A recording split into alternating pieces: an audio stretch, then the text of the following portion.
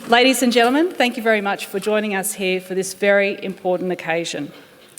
Before I start, can I send my best wishes to the people of South Australia who have experienced significant weather event overnight, something not unusual for Queenslanders. I can confirm that Powerlink Queensland has contacted their South Australian counterparts and offered any assistance necessary. Queensland is uniquely placed to provide assistance, given we owned that particular electricity business on behalf of the people of Queensland until late 2012. If Queensland can help South Australia restore power any quicker, we will. Well, thank you very much for having me here today.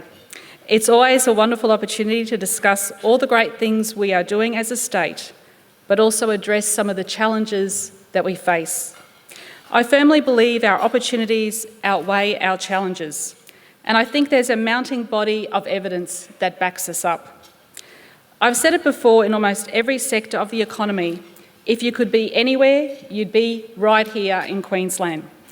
The tourism sector is booming. Mining has made a much heralded comeback in recent months. We've had recent rains that are replenishing the west, and fingers crossed there's a drought-breaking wet season ahead of us. And even though property prices in Sydney and Melbourne are climbing at a rapid rate, many investors are telling me the southern states are at a risk of overheating, and that means the potential for growth in Queensland is not going unnoticed.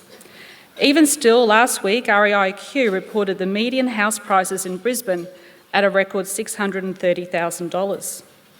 You saw at budget time that our growth estimate for this financial year was ahead of the rest of the nation at 4%.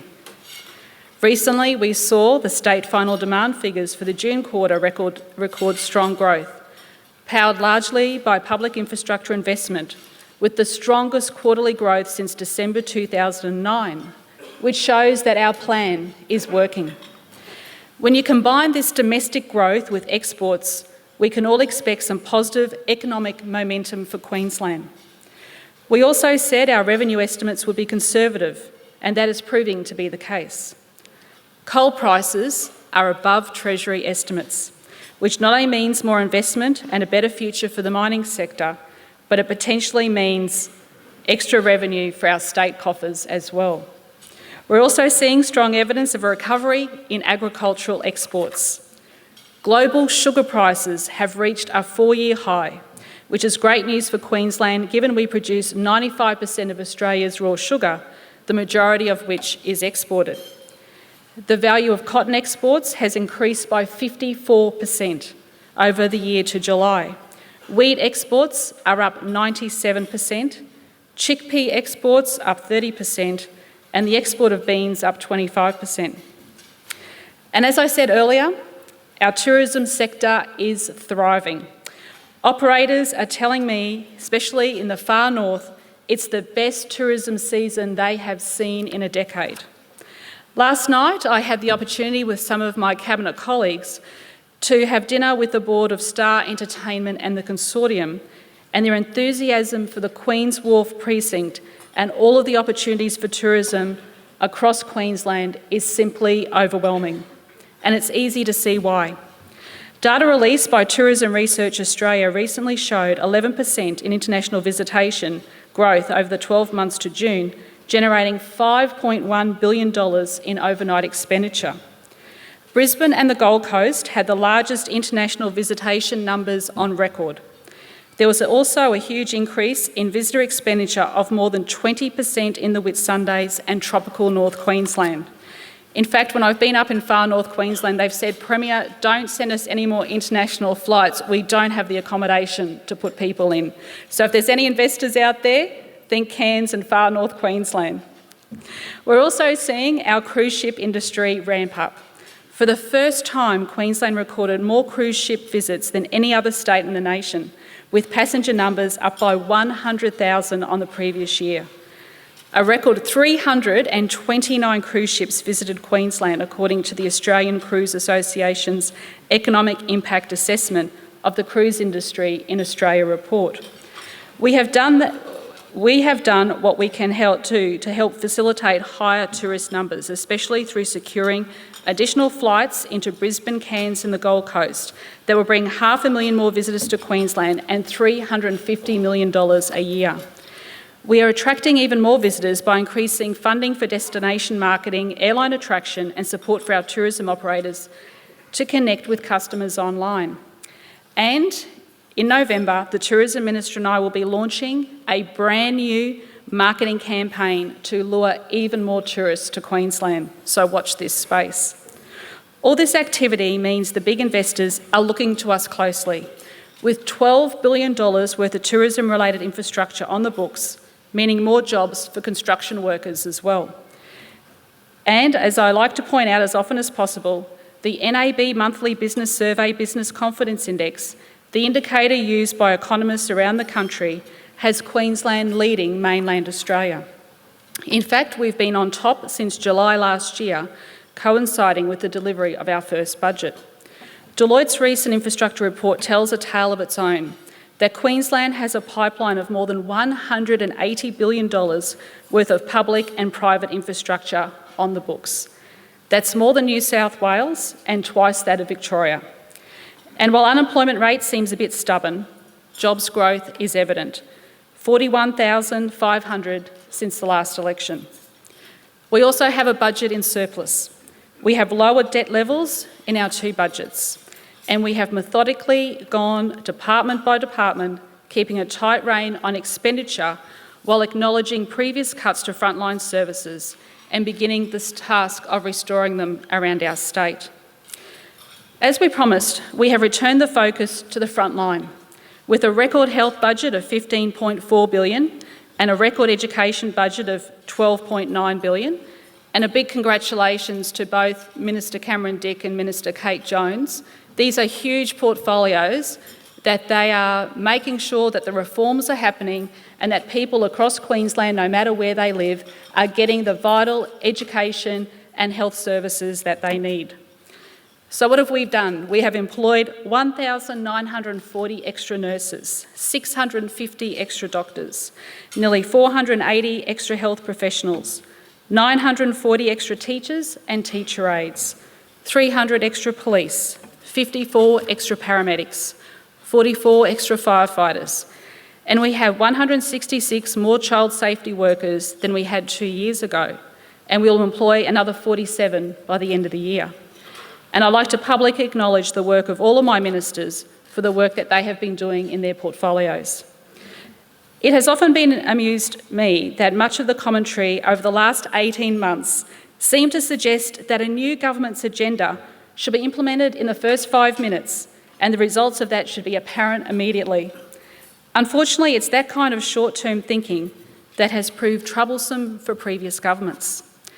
It's not a trap that my government was going to fall into. We knew that our agenda, one based on hard work, on diversification, on patience, and on putting people first, would take time to put into place. We've tackled some of the policy challenges that previous governments would not. We've legalised ride-sharing.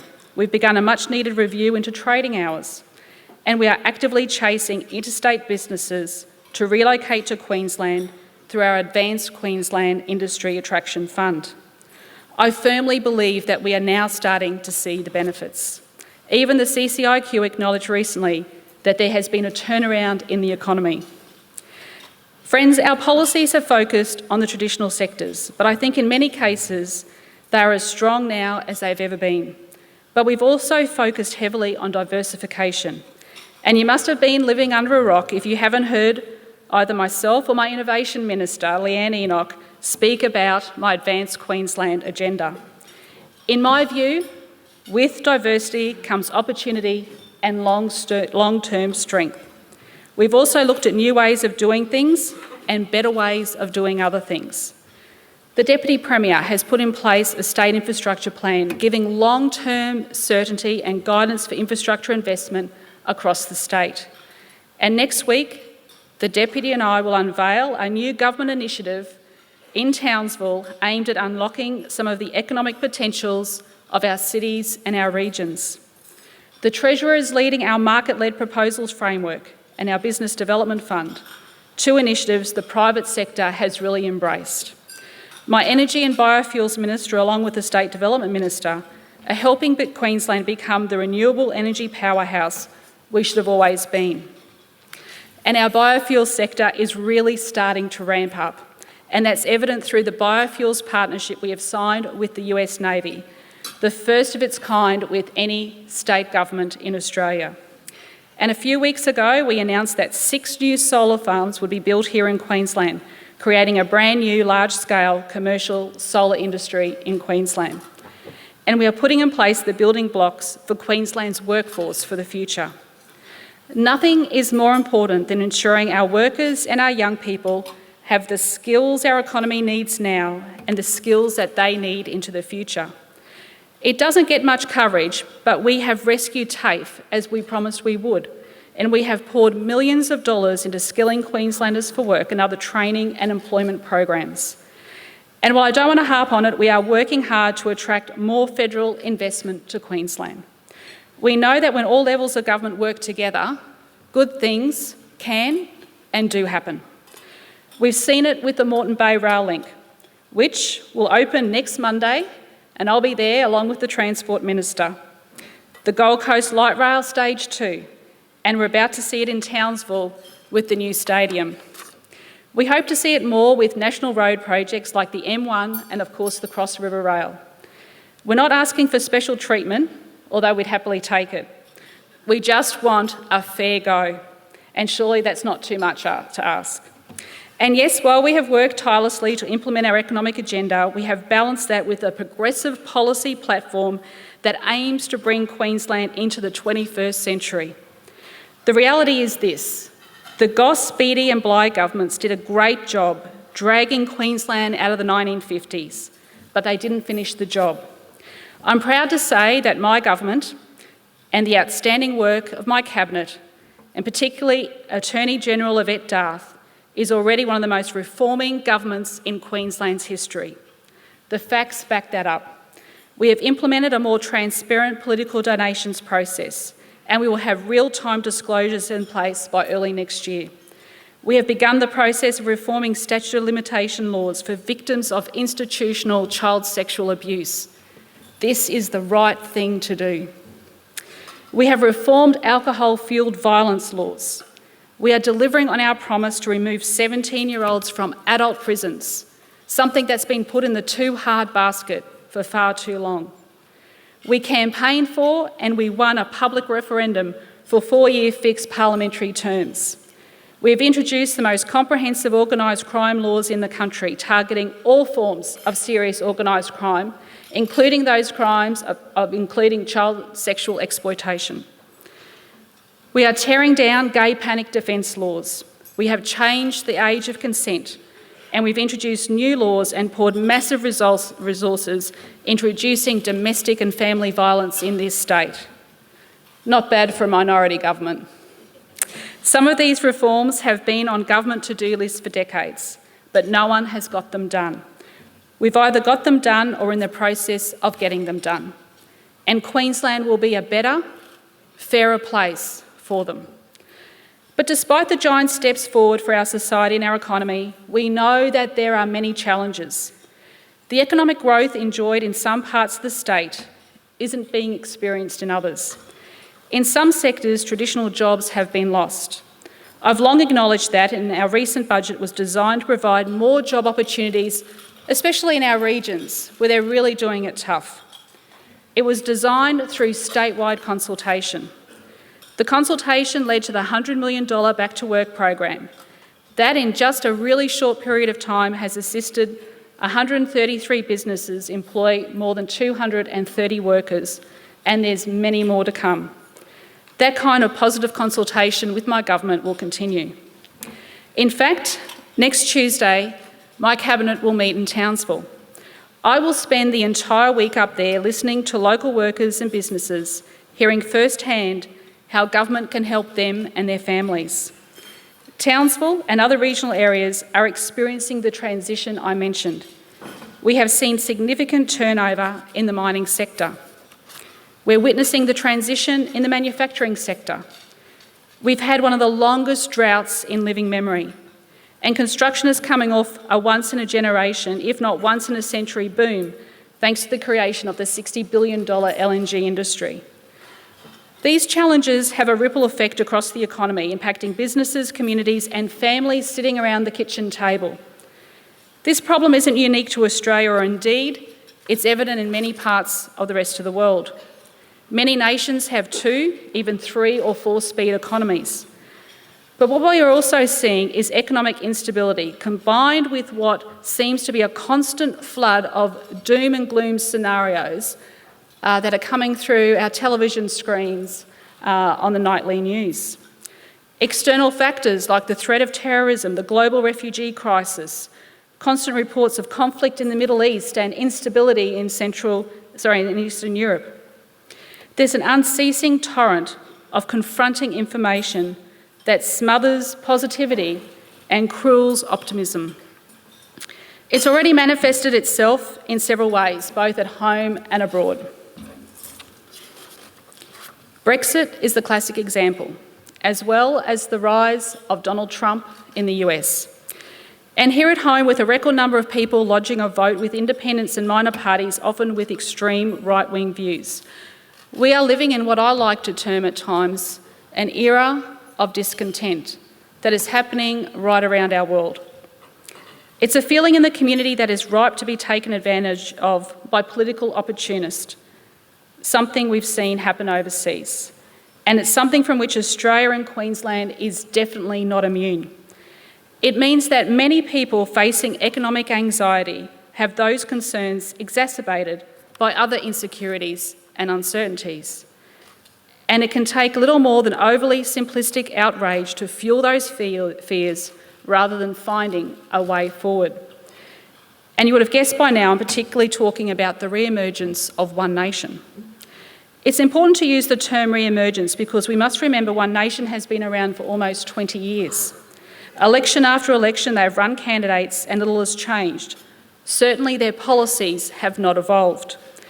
This is a group that says vaccination causes autism and cancer. They want to bring back high-powered guns. They think workers don't deserve unfair dismissal laws. And their website says One Nation opposes globalism. So if you're a Queenslander whose job relies on exporting to overseas markets, like workers in Queensland mines or on Queensland farms, then you should be very, very concerned. With those kinds of views, how can One Nation help you get a job, or how can they help you keep a job? They have zero answers when it comes to the big policy questions that our state and our nation are facing. But I know full well that there was a significant number of our community that used the federal election to protest the state of Australian politics. They disagree with the Prime Minister that this is the most exciting time to be an Australian. They don't think it's exciting to have to find their feet in our diverse transitioning economy. They are concerned about their families and they are concerned about their futures. I certainly don't think they endorse the conspiracy theories that we see on the news. I think their uncertainty is based purely and simply on economic anxiety. That anxiety revolves around keeping their job, or if they've lost their job, how do I find a new job to provide for my family? On that front, I certainly empathise with them, and I understand that our great challenge is to take people with us through times of change. But the One Nation Party, or anyone who decides to use the slogan "Make Australia Great Again," is not the answer. Having spoken to many senior diplomats and business people from the US, including Republicans, it's clear to me that many regret the fact that no one called out Donald Trump early enough to stop him. One Nation has $1.6 million in public funding alone and now has a more sophisticated political operation than ever before. If we don't act now and as a community and say that the answer lies in hope and opportunity, not fear and loathing, who knows what the future might bring for us all. That's why I believe it's time for leaders to lead. We must stand up to political opportunism, especially of the extreme variety, and correct statements that are clearly wrong and designed purely to marginalise our fellow Queenslanders. For instance, there is only one set of laws for Queenslanders, no matter where you live, what your beliefs are or what your background is. And we must say that we are going to do it, and importantly, how we intend to deliver on our policies. In recent times, the compact between politicians and voters has been broken because too many politicians have promised things at an election and broken those promises thereafter. That's certainly been the case here in Queensland, especially during the term of the Newman-Nichols government. I can stand here today and proudly say of our 553 election commitments, we have delivered 336. We have delivered on more of our election commitments in 18 months than the former government did in their first 26 months. I can assure you today that I will have a vastly different approach to the former government now into the next election. Where the LNP is falling in line with One Nation, I will lead by example.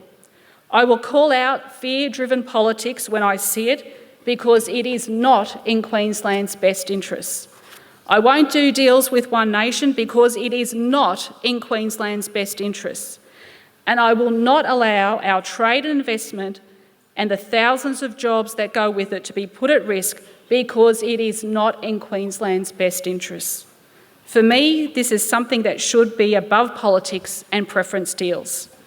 I will deliver on my election commitments to Queenslanders as I promised I would, because their well-being and their future is my number one concern. And I will build on those commitments as we did in our second budget with policies like our $40 billion infrastructure plan, our $100 million Back to Work initiative for regional Queensland to create more economic opportunities. An inclusive community means greater economic mobility, less economic inequality, more hope and opportunity for each and every one of us, no matter where we live.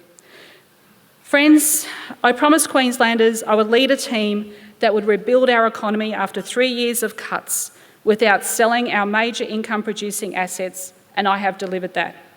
As a state, we now have lower unemployment, higher growth both domestically and in exports, higher confidence, more frontline services, less division, and a fairer, more modern Queensland.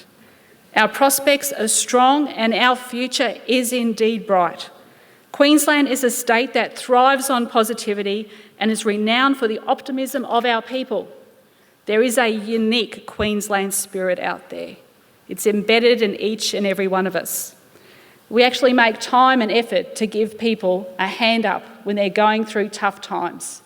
And that's exactly what we need to do now. We need to help those people out there that are struggling to find another job because of the transition our economy is going through. And we will not leave families behind. We will take them with us on this journey because there is nothing more important than ensuring that people have a job. There is dignity in work. And if you think about it, if you lost your job for a moment, what that would mean for your family, for your friends, you would be constantly worried and the anxiety would be almost all-consuming. So now is the time for us to stand together as one. It's the time to help our fellow Queenslanders, to take them through this transition that we're going through with our new economy, to take people with us. And I believe that when we work together as one, Queensland is indeed a better place for it. Thank you.